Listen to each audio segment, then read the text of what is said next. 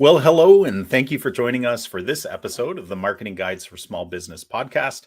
My name is Ian Cantle, and I'm joined by Ken and Paul, and together we are your marketing guides.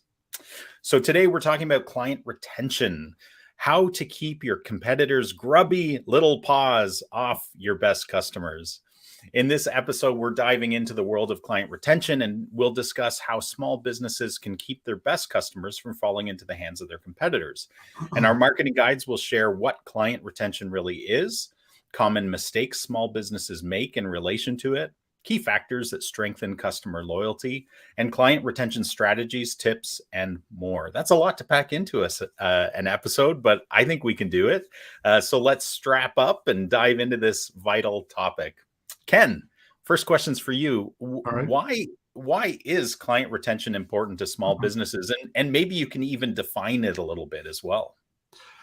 Well, I mean, I think it's pretty obvious what it is. It's hanging on to a customer or client or patient for a long duration, ideally. Mhm. Um, where I'm going to get started by talking about the marketing hourglass first, because we all know the know, like, and trust. The try and the buy are pretty obvious to folks as well. Um, the repeat and refer, are also important. And I think we're talking today about, when you flip the hourglass over from the buy to the repeat and refer is really what we're looking at today. And the buying experience doesn't stop when somebody pays the invoice. The onboarding process is critical, and that sets the tone for the relationship that you're going to have with your client. But that's not enough.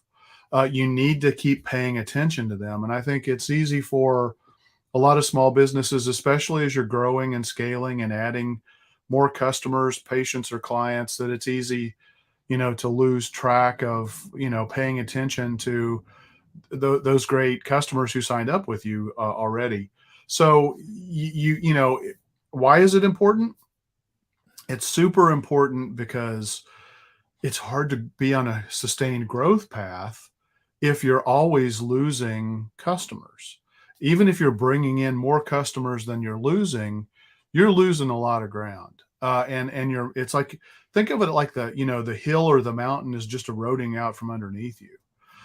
So you need a good client base to build a sustainable business. And ideally you get your clients to become champions and advocates for you. So they're gonna come back and they're gonna buy again when they have the need. You might need to remind them. A lot of small businesses are really bad at reminding their current and existing clients. First of all, what all do they do? What are all of the problems that they solve? And sometimes just asking somebody to make another purchase will result in them making another purchase. So you just got to get into that rhythm and routine, relying on customer feedback so that you're always improving and optimizing your business and your delivery. And ultimately, I mean, if you're solving the problem for them, that can be enough, but that's kind of risky because all it takes is somebody to come along and say, "Hey, yeah, I see that this is going on, but did you know that there's this too?" And now they start to have some doubt and they're like, "Well, why didn't my current solution provider of whatever type tell me about this?" And so you just let somebody weasel their way into the door and get their grubby little hands on your clients. So you don't want to do that. Awesome. Awesome. Yeah. I loved your analogy of the erosion. One of my favorite word pictures is the leaky bucket syndrome, right? Oh Where, yeah. if your goal is to fill up the bucket and you're constantly throwing new clients in the top of the bucket from your funnel, but you've got a lot of attrition, right? You're playing a silly game. You need to focus on retention just as much as you do on acquisition. Right. You could wind up spending all of your marketing dollars literally just treading water, hopefully treading water. Yeah. Yeah. Paul, the next question is for you. What are some common mistakes that small businesses make when it comes to client retention? Yeah, Ken kind of touched on this a little bit, but it's, neglecting your customers or taking them for granted, not communicating with them. It ignoring their feedback. If you get feedback, first of all, not asking for feedback. And we've talked about this in other podcasts about use surveys or ask your customers for feedback, because if you don't know what you're doing wrong or where you're weak or maybe not meeting customer expectations, you can't correct what you don't know is wrong. And if you don't ask it and a competitor comes along and does a better job at that than you could probably lose that customer. But I want to step back a little bit here and say, before you can retain a client, you have to get a client. And the reason I thought about this, because I was talking to my friends the other day, they want to put a deck on their house, and they called like 6 or 7 different companies. 2 of them never even responded. One of them came out, took some measurements, and 2 weeks later, they never even got a quote back from this company. So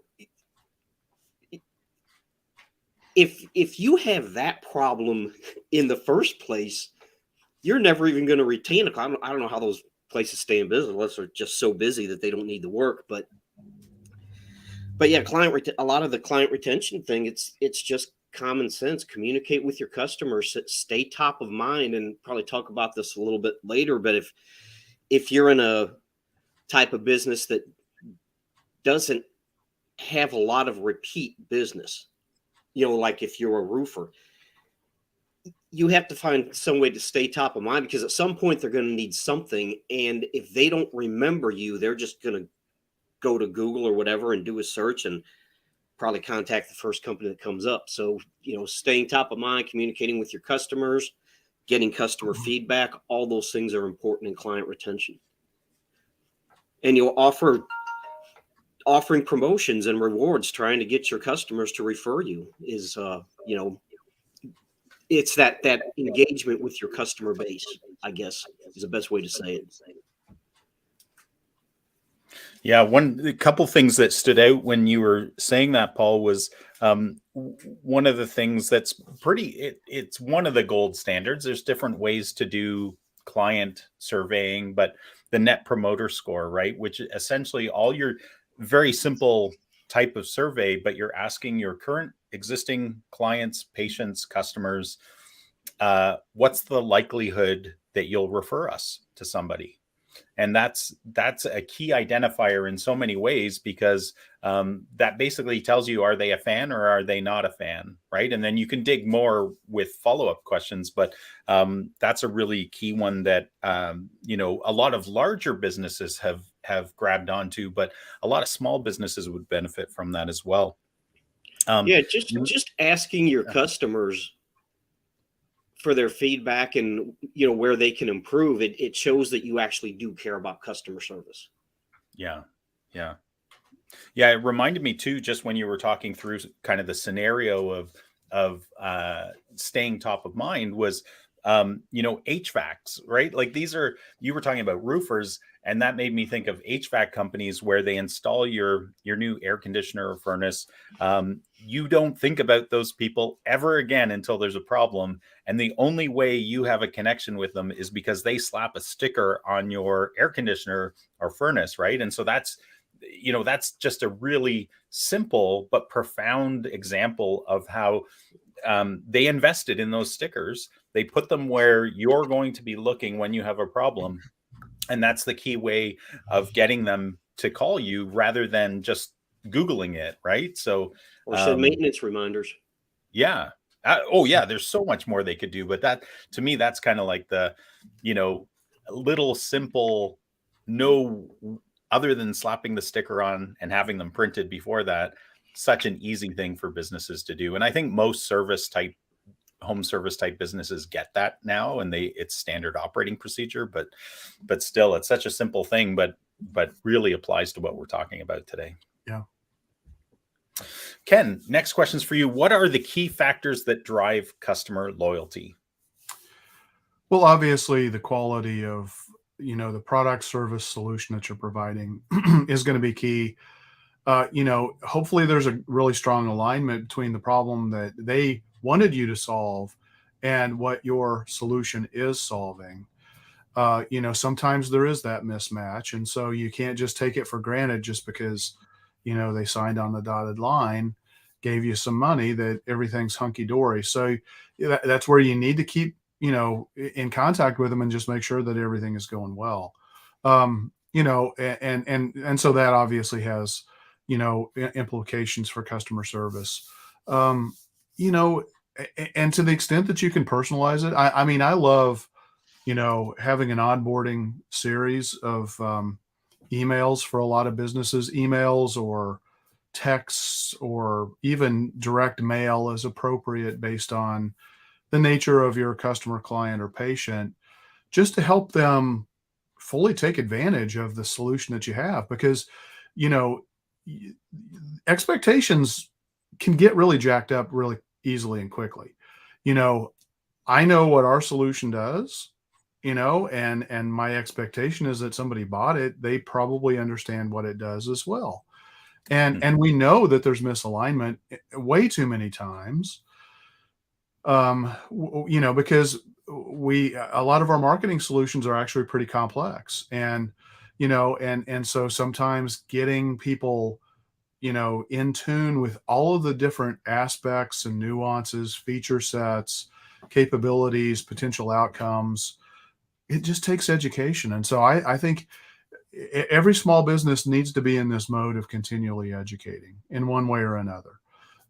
Whether if you're a restaurant, one of the ways you educate is you get people coming back to your restaurant through royal rewards or loyalty programs, for example. If you're in our business, you probably should be sending out an informational newsletter to help your clients understand features of the solution that you've taken advantage or that they've taken advantage of, or just general marketing trends that they need to be aware of, things like that. Um, but yeah, it's really, all of this stuff has to be aligned. And I think it's a dangerous thing to assume that what you sell and what somebody buys, people see that in exactly the same way. You need to work hard to try to get those in as tight of alignment as possible. Yeah. Yeah, that's awesome. And Paul, how can businesses identify their most valuable customers? Well, one thing they can do, a few things they can do, is, and this goes back to what we were talking about the type of industry, is look at their purchase history and frequency, and that's going to vary by business. Like you mentioned, an HVAC company. Well, how many times are you going to buy an air conditioner or furnace? So, but goes back to, if you have a maintenance program and you have people that pay for that maintenance program, that's probably a more valuable customer than the ones that say, I'm not going to pay for it, I'll just deal with it when it breaks. Because some people aren't going to pay for maintenance programs. It's just the way it is. And so looking at the lifetime value of the customer, and again, that's going to be different if you have smaller ticket items than larger ticket items, like like Hardy siding. That the reason you buy Hardy siding is so you never have to buy siding again. So that's not something where their lifetime value is probably going to be whatever the original purchase price is. So there's some businesses where that may not work really good, but monitoring engagement on social media and channels, and the customers that refer you, and this goes back to client retention and having some kind of referral rewards program, because if customers are going to go out of their way to refer you, that's a valuable customer, and you want to reward them in some way for that. Maybe it's just a gift card to a restaurant. It can be a lot of different things, but definitely looking at which customers are engaging on social media, which customers are referring you. which customer, if you send out surveys, which customers take the time to fill those out and answer them? Those are going to be your more valuable customers, I think.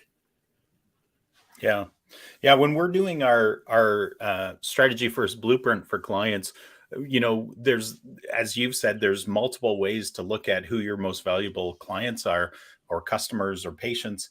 Um, I like the ones you were talking about there at the beginning, where you basically create like a matrices and you say, okay, who is it that refers the most people, and who is it that buys the most value from us, or spends the most money. And if those two things align, those are really good identifiers of a valuable client, right? What's their lifetime value? How long have they been with us? Like sometimes even that's a great one, just to, the people that have been fans for you for a long time are often, your really powerful referral partners. Yep.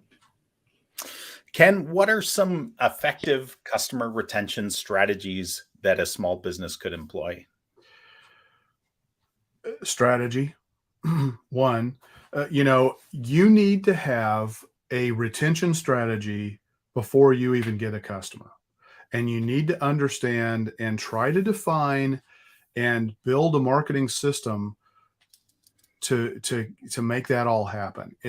You may get lucky, it may happen by chance, but I'm going to pick on Groupon. If you choose a channel like a Groupon, where it's way too many times, I'm going to say, I mean, in my experience talking with customers who've used Groupons, look, as a consumer, I love it, but as a business, it's a dangerous thing, and you need to understand this. Um, you're attracting price shoppers. They are hopping from the next Groupon deal to the next Groupon deal to the next Groupon deal. Based on the channel that they're coming in through, you're building a culture already with that client that they're probably not going to stick around for the long term. Now, that's not to say, I mean, look, Groupon can be a great solution for a lot of businesses, but my problem with it is I don't think most people think it through. And so what you need to do is you need to design a retention and a growth path with that customer over the long haul. You need to take them from a transactional basis to a lifetime value basis. And so, if you run an offer on a Facebook ad, or like we talked about, Groupon or Yelp or Google or whatever it is, you need to already be thinking, okay, if I'm going to do $29 teeth whitening, when I don't know if that's a good idea, a good price point or not, Ian, you can talk to that. But if I'm going to do something heavily discounted just to try to get somebody in the door, to experience my business, I better have a retention strategy already defined, or I'm going to be losing money on that. And so you want to have a kick-ass client or patient welcome package. You want to have a path to get them booked for their next appointment, like the next checkup they have coming.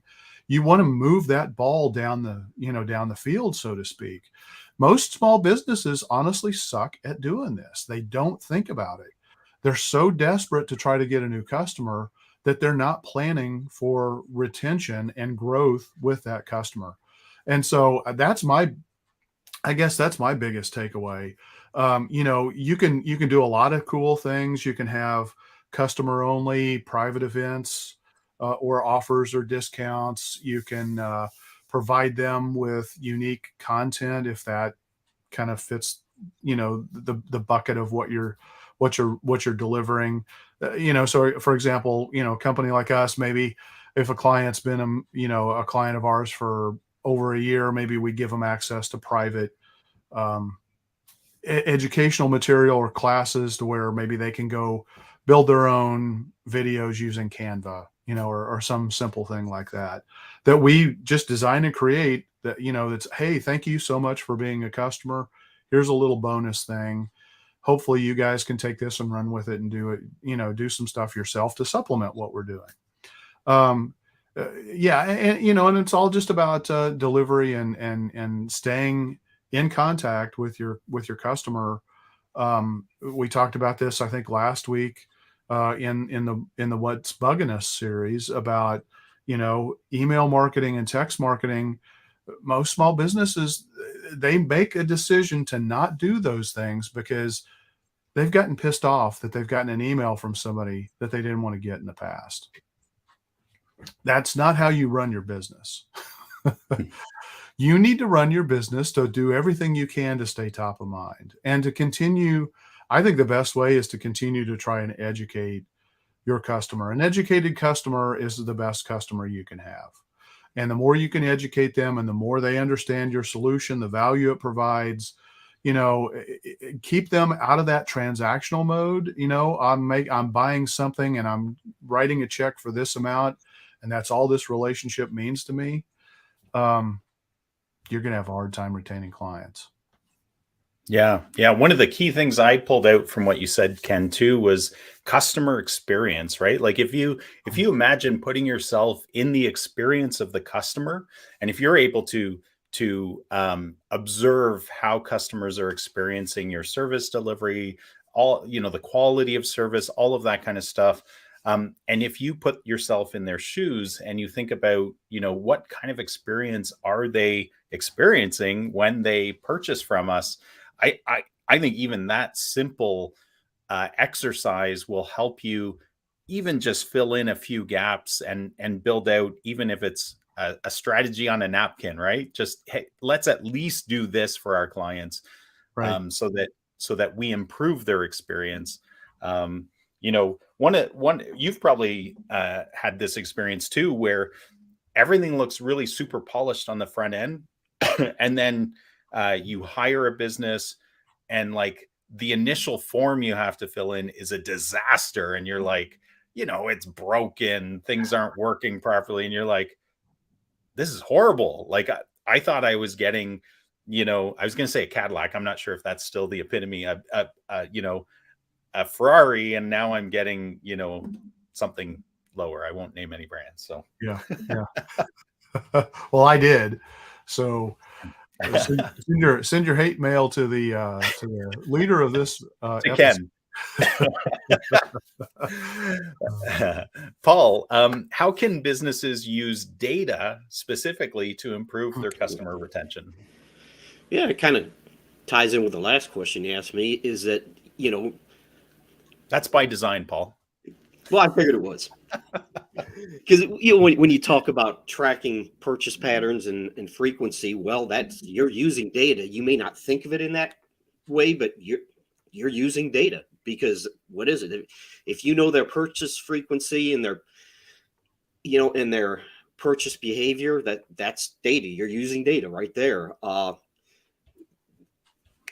Looking at their preference, if you have different product lines in one product line, and we talked about this, it was a while back, but if you have one product line that's doing better than others, maybe you should, put your money into that from an advertising standpoint. Because if you have 7 different products and you really want to focus on 1 or 2 products, but that's not what customers are buying from you, then maybe you shouldn't be spending a lot of money on that.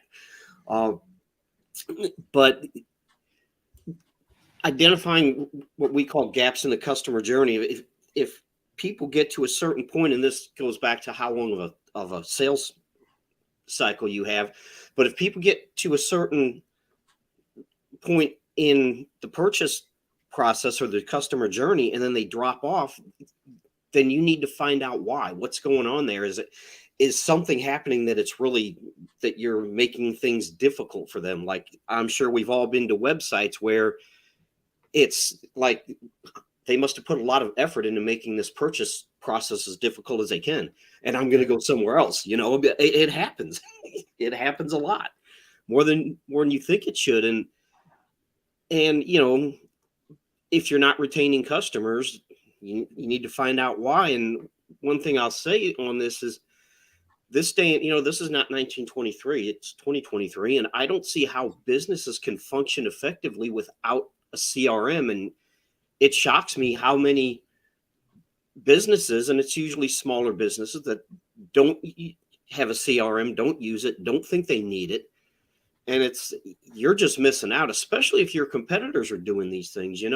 Ken talked about people not using email because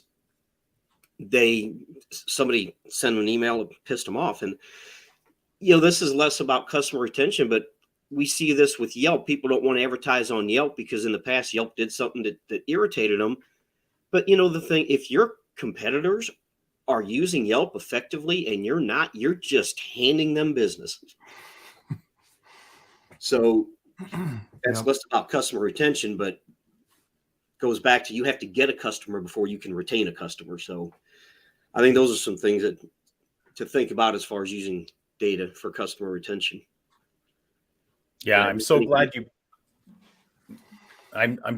you brought into the discussion CRM systems, Paul, because one of the things I do see is that a lot of sometimes it's industry specific, where the CRM systems are absolute garbage, right? They integrate with nothing, and that's usually by design, and that's self-serving for the vendor provider, not for the business using that system.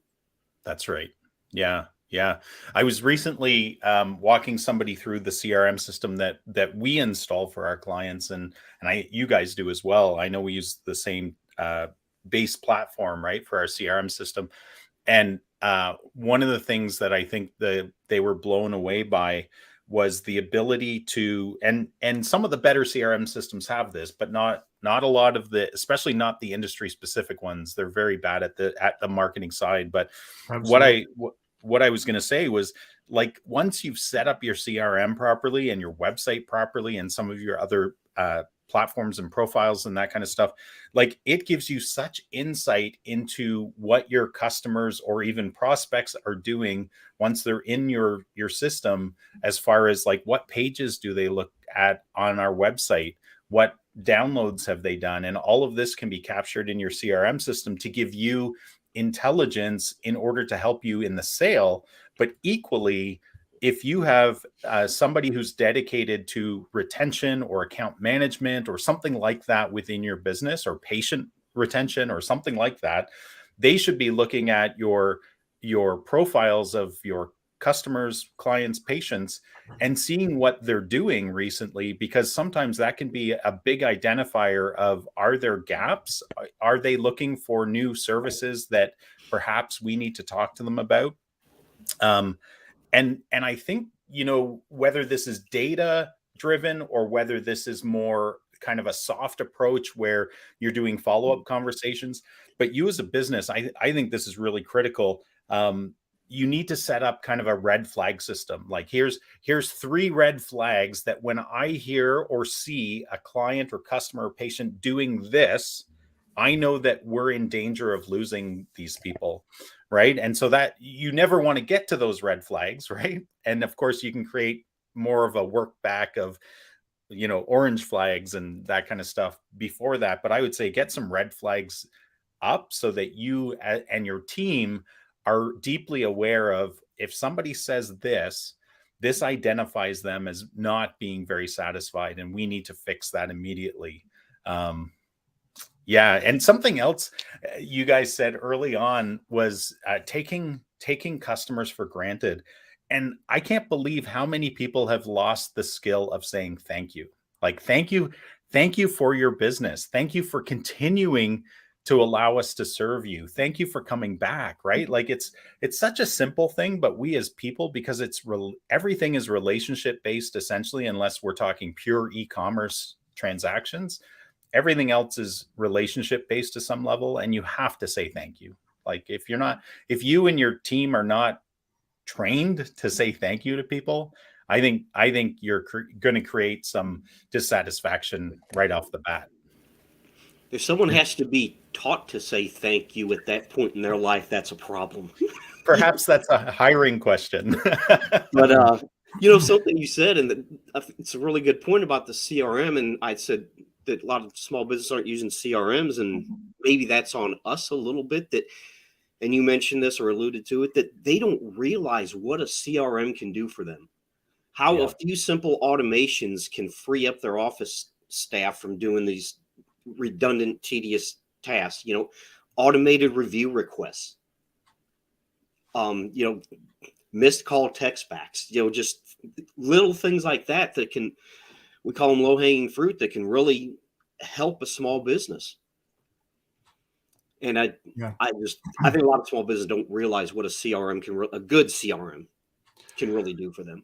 Well, I think a lot of them get sold a bill of goods. They have a here and now real problem that's just crystal clear to them, and that is that they need to improve their operational functions. They need to have project plans.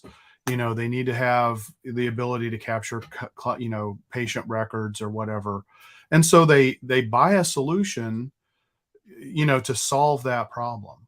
And those vendors make it sound like they are the end all be all. And most of the time, those are closed systems that don't interface with anything else because they want to keep you captive and hostage.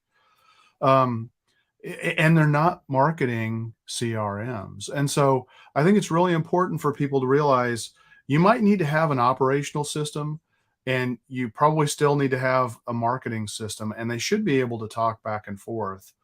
Ideally, otherwise you're going to be missing out on opportunities. You're not going to be able to trace the retention information that we're talking about here. Just be aware, folks. I mean, it's so frustrating because we talk to a bunch of people and they're like, "Oh, well, I already have a CRM," and it's like, you really don't. Mm-hmm. You have an operational system to help you complete projects, basically. Yeah. Whether your project is a person because they're seeking particular type of healthcare, or building a deck on the back of a house, they're basically glorified project management tools. Yeah. With I a see little this bit of all the custom- time. Yeah. I see this all the time in the medical field, dental field, right? With practice management software, is most of them are closed systems. They don't want to talk to anything else by design. And they, in their sales materials, because I'll look at them, right? A client will come to me and they'll say, "Hey, we've got this practice management software. We want you to do this for us as Right. far as client retention or client acquisition or relationship building." And it's a bullet point or 5 bullet points in their entire website that says, marketing, patient marketing, right? And then you dig into the software and you're like, this is junk. This is not it. It doesn't give you the tools you need to do what that simple little list of bullet points suggested you were going to be able to do with this tool. And that, to me, I think is, I wrote a blog post about the practice management software lie, I think I called it, or something like that, because I was so frustrated with the number of times this comes up. And I just feel, man, what a disservice to professionals that are just trying to do the right thing, right? And right. But I think that's true in a lot of industries. Absolutely. They Home didn't- services, big time. They didn't lie, they implied, and it's not their fault that you took the wrong thing away from that. I think I might have called it a myth. I don't know if I went as far as to call it a lie. Exaggerate, maybe. Yeah. I didn't lie, I exaggerated. Yeah. It's different. You read into what I was saying. That's No, right. no. You extrapolated. Well, hey, Ken, the next question's for you. I don't know if this is too overlapping with the last one I asked you about, but let's pursue it and see what you have. What role do customer rewards and loyalty programs play in client retention? Because you touched on this a little bit before. Yeah. So I mean, some industries it's absolutely critical. One of my favorite things to do is to deliver text message marketing systems to clients, or email marketing systems to clients, because those are some of the best ways to deliver, a really effective reward and loyalty program. What's great about it is when you think about the cost of acquiring a new customer, which could be running, a 30% off or a 50% off offer. If you're using a service like Groupon, you're giving up another 25% to that vendor. If you're selling your food through an online menu solution that also delivers for you, you're giving up 30%.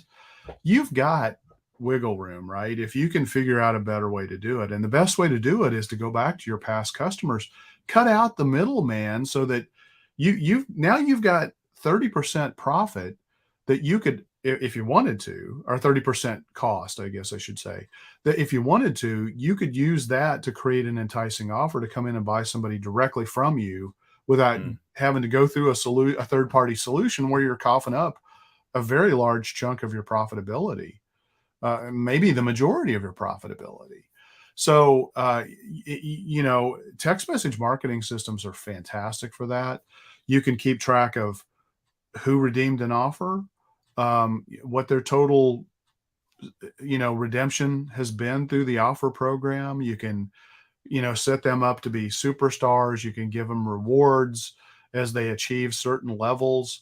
You can also do this through referral programs, where if they refer you through, X number of people through various channels, could be social, could be text, could be email, a lot of different ways.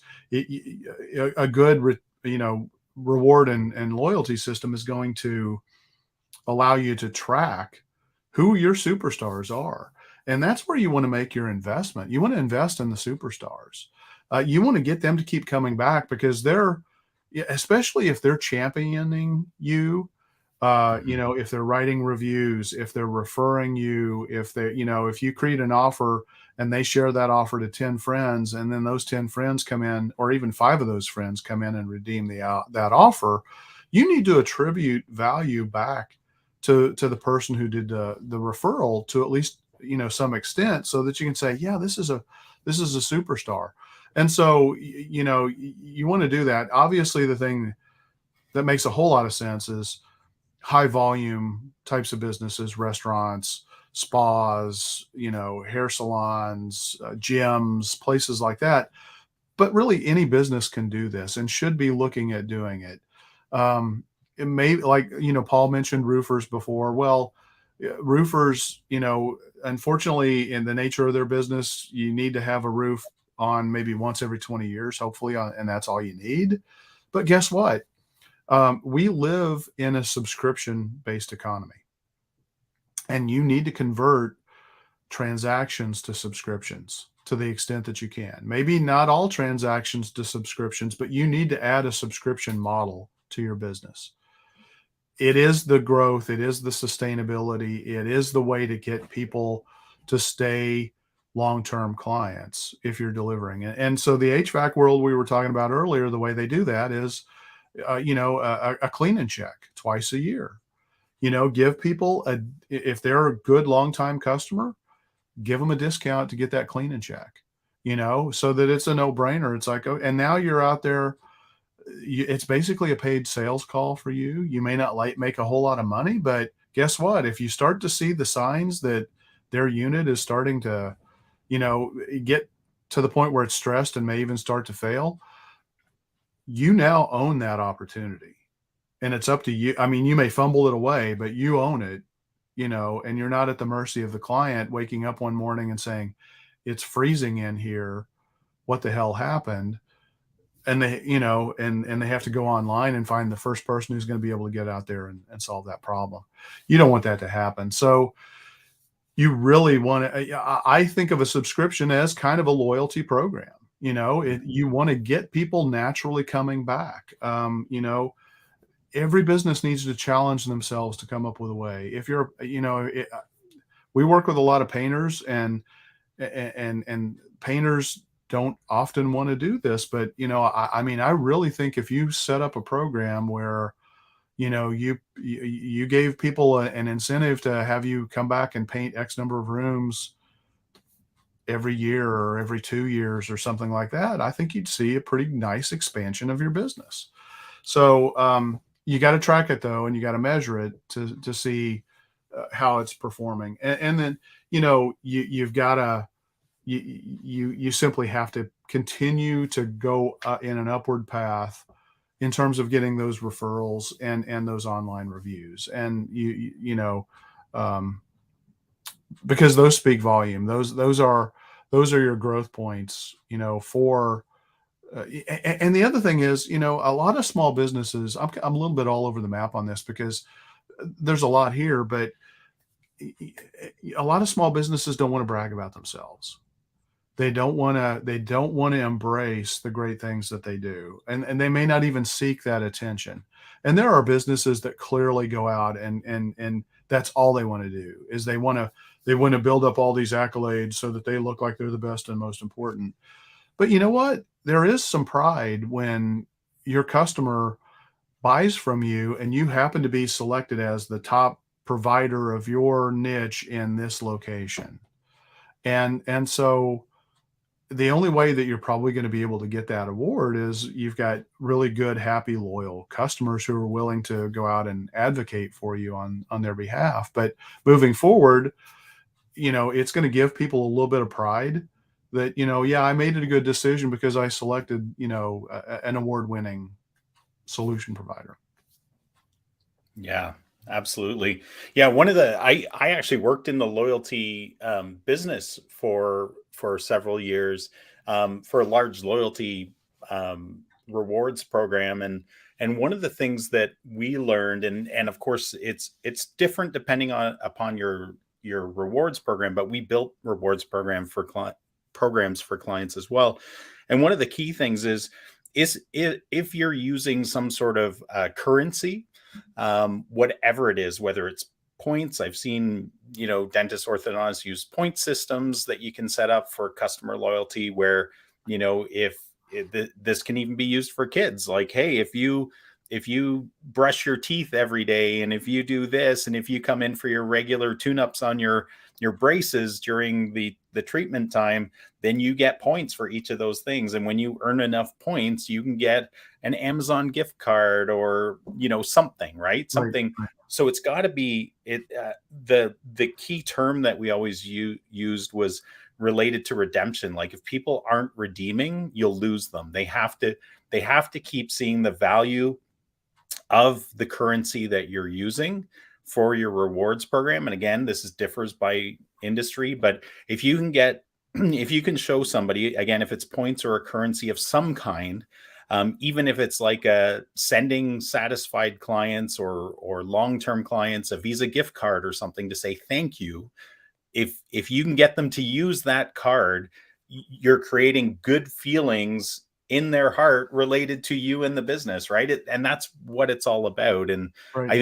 I think also being aware that you have to personalize this to your customer base. It's got to be relevant to them, because if you're targeting CEOs and businesses, the loyalty program you create is going to be radically different than if you're a donut shop and you're trying to deliver a loyalty program there. So really make sure it's customized and personalized to who it is you're trying to reach.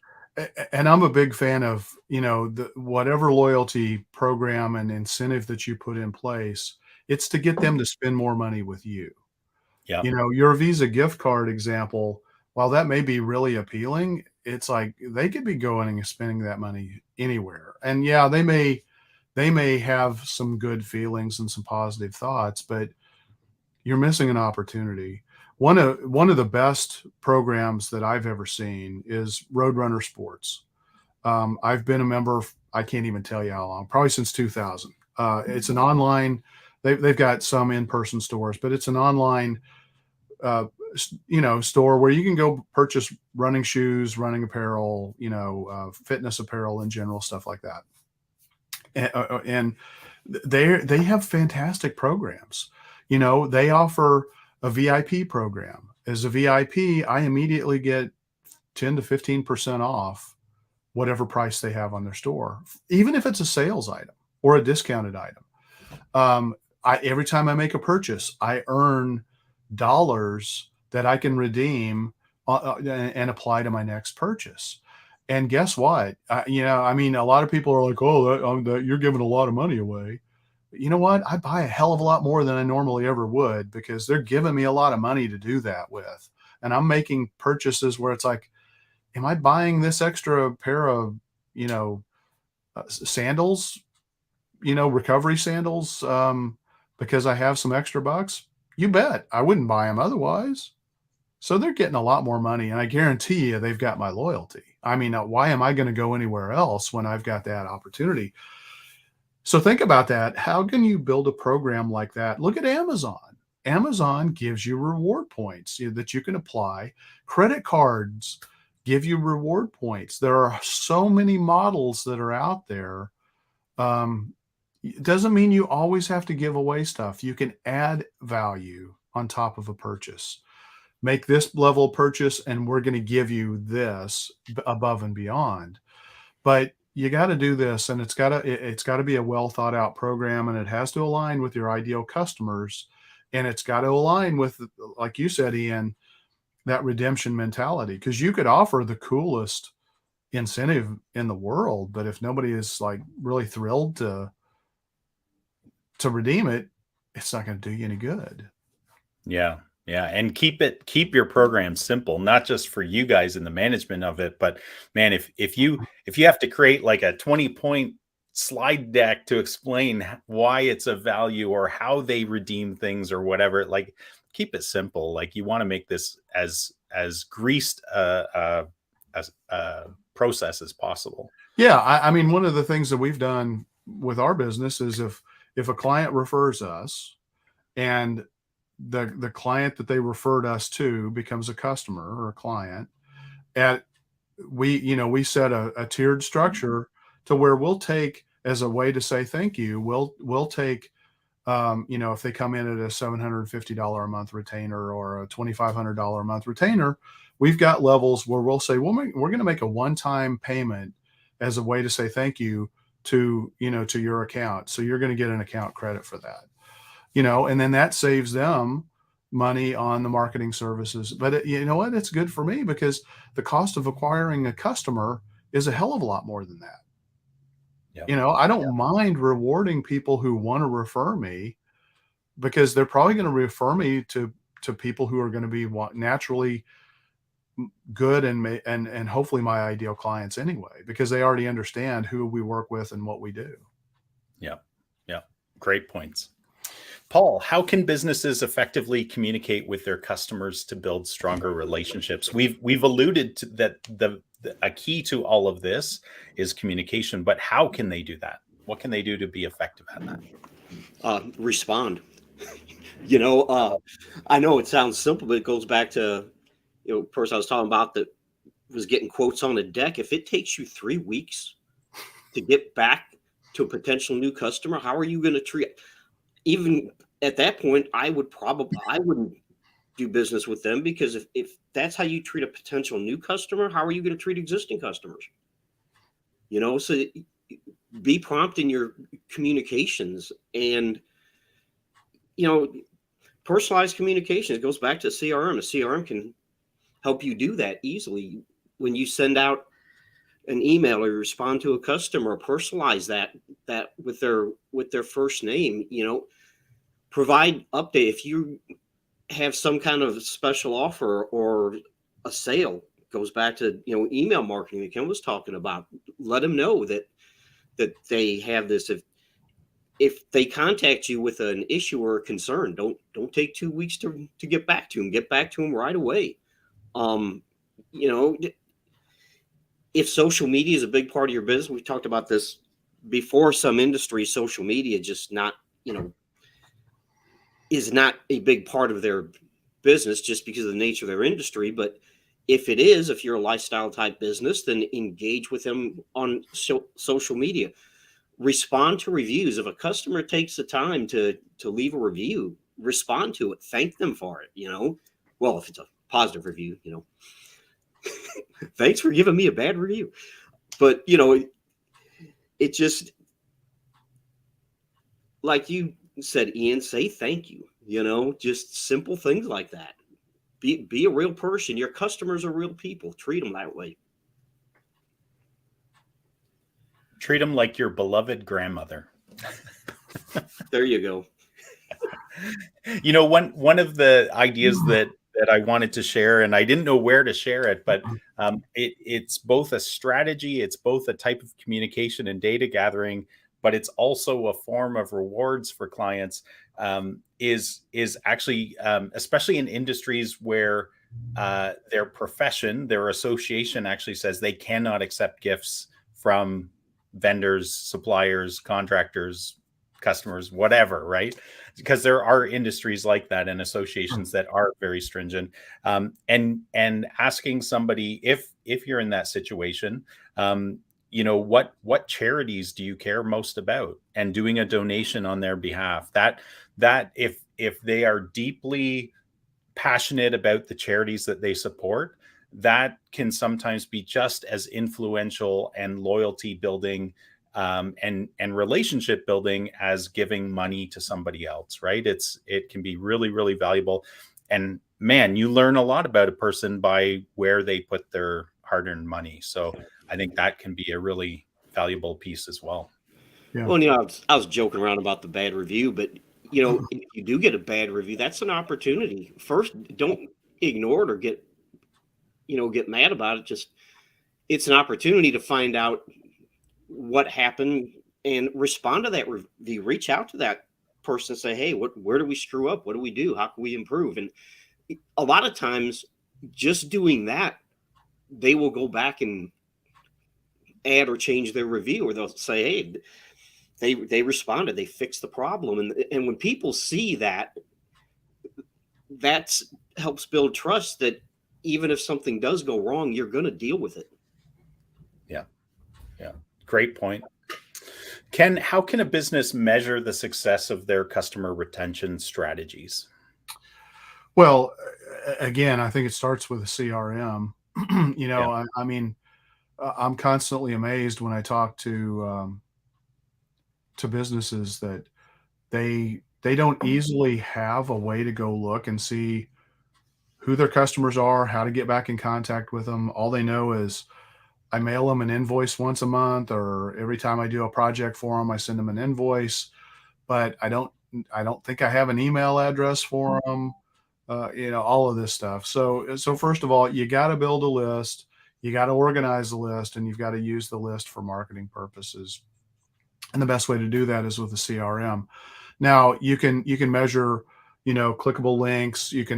We use a text marketing system that generates unique offer codes for every person on a list, so that you can actually log that. Now it takes time because you have to record the information, but you can actually log the redemption into your system, and it'll add it up over time to say this customer has redeemed 10 offers, equating to X amount of overall revenue over the last 6 months. That's an important metric for you, and so you certainly want to be able to do that. You want to see, who your, you want to look at lifetime value as well. A lot of businesses, I think they struggle thinking about lifetime value. In the roofing world, again, you're going to be thinking about it's this one big large transaction. I know my average transaction is this, and then I probably won't get another piece of business from that customer, maybe for 8 to 10, 20 years if I'm lucky. Don't let it be like that. Again, put a subscription model in place so that that $8,000 customer, or that $20,000 customer, however much it was for the roof replacement, turns into a $30,000 customer over a period of time. And they may need you to come back out and take some proactive measures because they've got raccoons that are doing shit on their roofs, eating shingles or whatever. I mean, they're just crazy. It could be just because a couple of shingles came off in the latest storm, but it's not really big enough to file an insurance claim. But if you're not walking around on somebody's roof a couple of times a year, you may never know that happens, and that can create some vulnerabilities. There's just so many opportunities. Your job is to get back in front of your customer as much as you can, and you want to track the value of that. Obviously, we've talked in the past too about HVAC contractors don't really make any money when they go out on a service call just to handle a programmable thermostat. but between the drive time that was lost and the amount that they can charge for that type of a service call, and when you weigh that against what they could have been doing and making on other more lucrative jobs, it's not a very big value add. So if you're seeing that those types of things are sucking money out of your business, then create, like we talked about, a series of how-to videos or resources that you can share with your client, maybe, so that they could do it themselves. They save money, but they have great goodwill built up with your business because you solved their problem and they didn't have to write a check. You want to keep track of all of this stuff.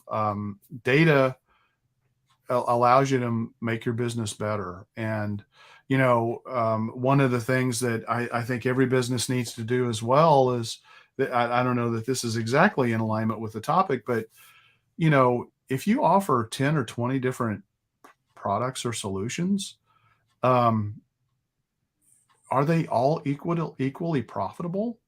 Should you continue to invest in that? Are some of them better to just you do them, but you only do them as add-ons, to other things that you're doing, but you don't really sell that as a standalone kind of a solution? You need to measure and track all of that, and it ultimately comes down to data and decisions, and paying attention to the parts of your business that drive it economically, and that's marketing, it's sales, all of the metrics that are associated with that, the profitability of each and every product, service, or solution that you're offering, how long you redeem or you retain a customer, how much money are they giving you over time. All of those things you need to be tracking. Yeah, and I think it was Peter Drucker whose quote we often say that you can't improve what you don't measure, right? So you absolutely have to measure things in order to be able to move the lines down the football field a little bit. But Right. without those lines on the football field, it's a lot harder. If it was just a wide open field Right. with no posts, makes it hard. And if you're not measuring, you're going to see a lot of stuff creeping in and eroding profitability and retention if you're not measuring it and paying attention to it. Yeah. Especially now, we're in an economy right now where there's a lot of, there's inflation that's hitting a lot of businesses, some businesses a lot harder than others. That's eroding, profitability. And so they need to challenge themselves. Do they need to change the way they're doing business? One, because maybe the world has changed and they need to look at, let me give you an example. I mean, this is related to healthcare. Sometimes getting access to healthcare is a royal pain in the butt, and especially timely. And now there's a model of a concierge solution that's out there. And that concierge solution is kind of that blue ocean strategy. It's like, you know what? People don't want to have to make a bunch of different phone calls. They don't want to try to track down, a healthcare provider and only to be told, oh, you need to go talk to this person. Oh, you need to be talking to this person. Oh, you need to be talking to this person. The concierge kind of a solution flips the model on its head and says, no, we're going to make it simple. You come here, we'll take care of that for you. See if you can do that in your business, because I guarantee you're going to retain clients. And bad experiences cost you clients, patients, and customers. Yep. Paul, what are some long-term benefits of strong client retention? Yeah, I think we've kind of talked about this a little bit. Increased lifetime value, more money. They're gonna, if you're their go-to person for whatever it is, they're gonna keep coming back to you. And if you have customers that refer you and your competitors don't, that's going to give you a competitive advantage right there. And if you have good relationships with your customers, they're going to probably be more comfortable giving you feedback and positive feedback. And goes back to negative feedback can be a good thing because it helps you fix problems that you may not realize you have somewhere in your sales process or your customer relationship. So it's just all around. It's basically, at the bottom line, it comes down to to increased revenue. And if you, like I said, if you have people referring you, that's free marketing when you think about it. Yeah. Yeah. Well, hey guys, I think we're nearing the end of this topic, but any last parting thoughts that you wanted to share with our listeners? Get a good CRM and use it. And design your retention program before you even get customers. Yeah. You've got to have that. Again, you want to visualize the path.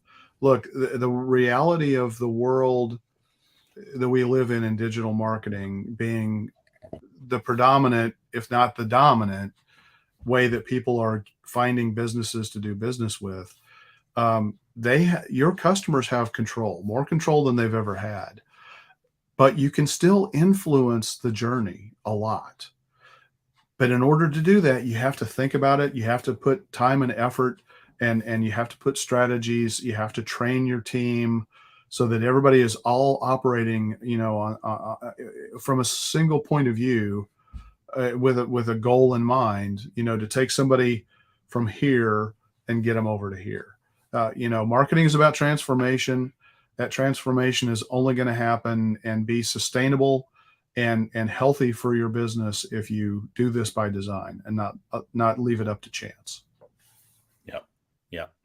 So I can't remember the name of that stuff that infomercial has, but slap some of that sticky tape on the outside of your bucket so that you increase your client retention. This is a great place to wrap up. Thank you, Ken and Paul, for sharing your thoughts on this topic that I think is really valuable to small business owners. And thank you to our audience for joining us today. I hope you found this topic valuable. And if you do, please share the link with others. Please spread the love. And until next week, keep calm and mark it on, folks.